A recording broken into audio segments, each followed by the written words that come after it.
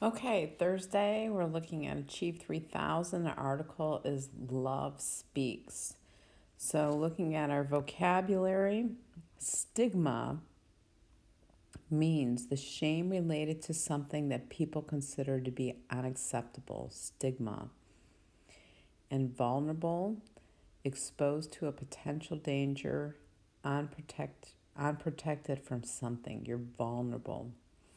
So I just want to remind you in this take notes section that you need to have 3 different facts from the article right there and to be submitted by the end of advisory period for Mr. Wood. Okay, finishing your 3 facts for Mr. Wood and your activity questions, you're going to move on to the thought question. And it is broken down. Explain the problem Kevin Love experienced and how he decided to deal with it.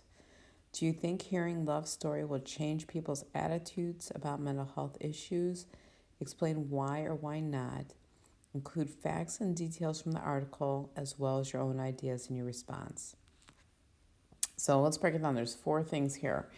The first thing we're going to do is explain the problem Kevin Love experienced and how he decided to deal with it. Looking down at our response box, I give you a sentence starter. The problem Kevin Love experiences, and he dealt with the problem by. Then our second part is, do you think hearing Love's story will change people's attitudes about mental health issues?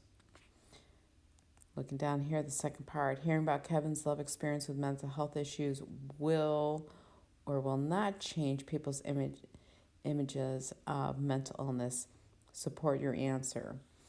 And by that we mean you need to explain why or why not that you believe that if you agree with Kevin Love's story having an impact on other people or not, why or why not. Then the last thing you're going to do is include facts and details from the article. This is your evidence and should be in quotation marks to support your statement if you agree that it will impact other people.